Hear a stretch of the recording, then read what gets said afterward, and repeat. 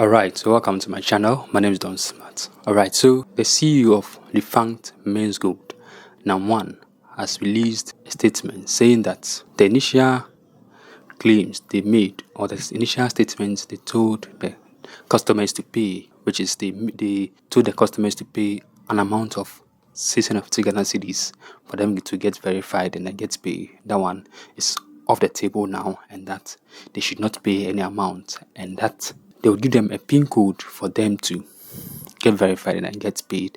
And for me, I think that is funny. Telling them to pay an amount before they can get paid, it's even a crime in the first place. But then, come on, no one cares in this country. Yes, and the Ghana police were, just there, not saying anything, not getting him arrested. SEC were there. The BOG, which is the Bank of Ghana, said nothing about it. And even the Bank of Ghana, for me, I don't want to talk about them for now because they are even a mess. And that one is a different story or issue, which I'll deal with later. And then IOCO, which is the Economic and Organized Crime Office, were there just watching him. And even for IOCO, they released a statement that they cannot prosecute NAM1 because there's not enough evidence. Hey! Like, we joke too much in this country. And for me, I think that the state is behind or supporting NAM1. That's why he hasn't been arrested and he's walking about freely and making statements. You owe people and then you are telling them to pay some amount before give them their money. But now he's saying that that has been cancelled. Now, he cancelled this because while on a Twitter Spaces with Sewa I'm here, he was asked a question why he's asking the people to pay. And then that was before, and then he changed his mind. Alright, so without me talking that much, okay, let's go and then listen to the statements which he released. Come back and then we'll talk about it. Now, but then before we go, if you're watching me for the first time or if you have been watching me, don't forget to like this video, comment, okay, let's get interactive, share this video, and also subscribe to my channel. Again, if you're watching me for the first time or if you have been watching me, don't forget to like this video, okay, comment, let's get interactive, share this video, and also subscribe. Okay, so let's go.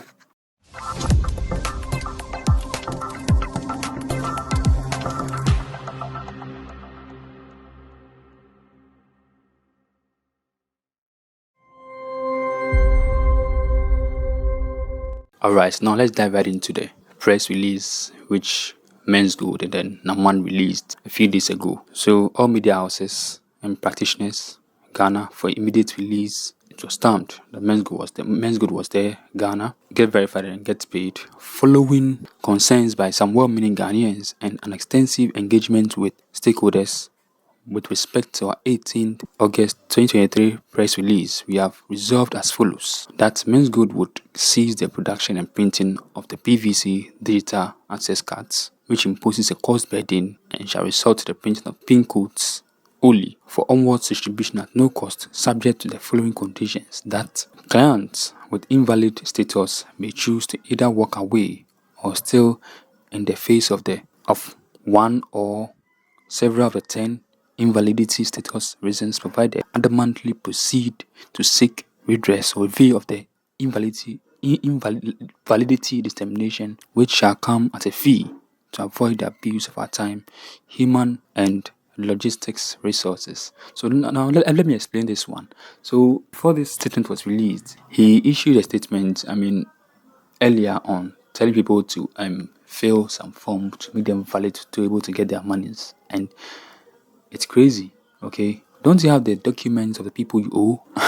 And so after they filled the forms, they came out with some criteria saying that 60% of the people that filled the form were invalid to get their monies. And like, really? And then you had the effrontery, the boldness to release a statement after that telling people to pay 650 Ghana cedis.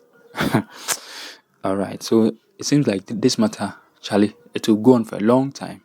So let's continue with the press release. Number 2, they request an access card for verification. We require customers to satisfy proof of transaction with MenzGold by providing the following documents via email at info@payboy.com, a copy of the customer's gold trading agreement and a copy of any national ID card with both documents bearing the same name, copies of the supporting documents submitted for validation acknowledgement receipt. 3. We urge customers to contact any of the authorized payable agents introduced in our release on the 16th August 2023 for courier arrangements to receive the verification access cards.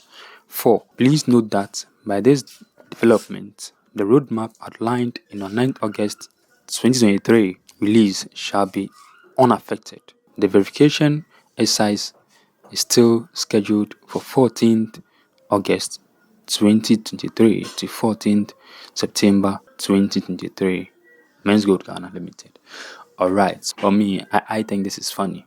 Okay, so what happened to those who paid the 650 Ghana cedis earlier? Because some people might have paid, and I'll show you an evidence of someone who paid, and the date that he was given that he will receive his money.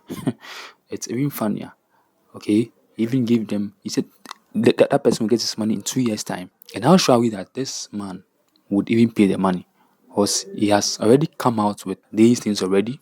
Okay, in 2018, according to the PRO of the agreed MenzGold customers, he said they should pay 5% of the monies of the total amount he owes them, and then he would give them the full amount. They didn't get the amount too, and then that 5% was not refunded to them. And no one's talking about it. BOG doesn't care. The Ghana police doesn't care. The government doesn't care. Yoko doesn't care. SEC doesn't care. In 2022, he did the same thing, 9%, and nothing happened. And the monies were not refunded to the people. Are we serious in this country at all? But for me, as I said earlier, I think the government is behind this guy, and I'll prove it to you. Okay, now again, if you're watching me for the first time, or if you have been watching me, don't forget to like this video, comment. Okay, let's get into that. What do you think about this issue? Share, and also subscribe as well. All right, now let me bring to you the evidence of why I think that the government is in support of this guy, or why this guy is not languishing in jail. If it were me or any other Ghanaian, any other ordinary Ghanaian, that person would have been languishing in jail. How special is this guy that he's still walking about? But come on, what do I know? He's so special to some people, some big men, which I do not know. Okay, now if you're watching me again, I keep repeating this because it's very important to me. So just like this video for me. Comment, okay? Yes.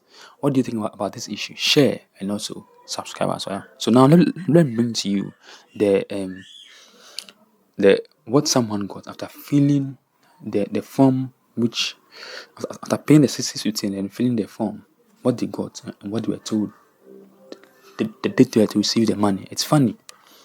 Okay, so as I mentioned earlier, that I'll show to you the document of someone who paid this 650 Ghana cedis, and the feedback he got, like, was shocking. So this is the person, like David. The other name is cancelled.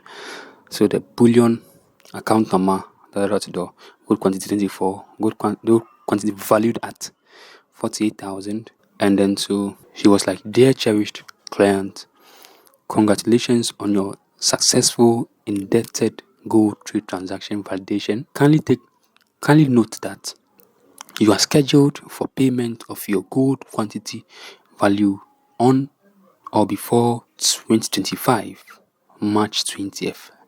Like, seriously? This is madness. I think that this guy should be arrested and sent to jail. But then come on, as I mentioned earlier, the state is behind him, because in a serious state, this guy should have been in jail. In fact, while on the Twitter space, the court correspondent of EIB Network made mention of the fact that this man had been in court, or has been in court 36 times. Okay, yes, he's been complying. But then the Attorney General, who's supposed to give an advice on how the case should proceed, has not even shown up in court, even once. Now tell me, if the state is not in support of this man, tell me, like, make it make sense to me. It doesn't add up at all. So that's why I'm saying that the state is in support. But then that Attorney General is rather minoring in majors and majoring in rather minors. Like, seriously, he's rather chasing a man whom it's alleged that he forged some documents, and so the AG prayed the court that man should be made to appear in court every day. Like, how does this benefit Ghana? Yes, I'm not saying that he shouldn't be prosecuted or made to come to court, but then every day, and you left a serious case which people's lives depend on. If you watched what I showed you, someone is owed 48,000 Ghana cedis. That can do something. Now, like, I think this state is a crazy state. Now, if you get a chance to leave this country, don't look back at all. Okay, now let's go to the issue of Iyoko, and you're going to be surprised and shocked more. Okay, now again, if you're watching me for the first time, or if you have been watching me, don't forget to like this video, comment. Okay, yes, let's get interactive. Share this video and also subscribe as well. So let's go listen to the Iyoko matter. That's even more serious than the AG's own. Alright, now let's dive right into the Iyoko issue. I mentioned that Iyoko said that there's no evidence to, prosecute NAM1, or they can't prosecute NAM1 because there's not enough evidence. So this is it, which I saw what Paul's Ghana, okay, and it was like Iyoko can't prosecute NAM1, which is Yatiwa Adodankwa on August 22nd, 2022, 1:58 p.m. says the executive director of the Economic and Organized Crime Office, Iyoko, COP Mami Yatiwa Adodankwa, has revealed that the government cannot prosecute the embattled chief executive of gold dealership firm MenzGold Ghana Limited, Nana Apia Mensah, aka NAM1. You see, this is the state, Ghana. Iyoko is telling you that they cannot prosecute NAM1. And it's funny. Okay, how can you tell me that there's not enough evidence to prosecute someone who has taken people's money? What happened to defrauding by false pretenses?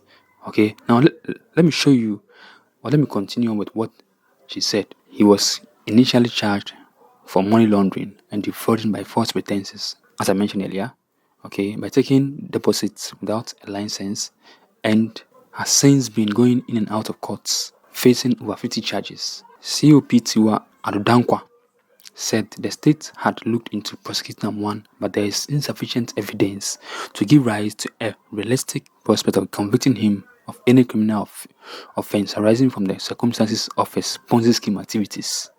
Speaking at a forum, the Iyoko boss said they were finding it difficult to obtain evidence to prosecute NAM1 due to the lack of relevant laws to support the case.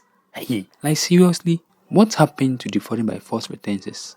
Is that not in the law? And is that one not a crime? Alright, so you let me end here and I'll do a special breakdown of why I think NAM1 might walk free and nothing will happen to him. And the state will not care about it. I mean, like, when I say nothing will happen to him, I mean like he would walk freely, and come on, he's really walking free at all. Okay, so again, let me just end there. As I said earlier, if you're watching me for the first time, don't forget to like this video. Okay, yes, comment. Let's get interactive. Okay, share this video and also subscribe to my channel.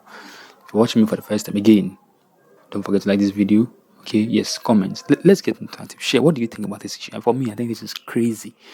Ghana is not a serious country. Okay, yes. Share this video and also subscribe. Yes, so see you in my next video. Thanks for watching. Bye.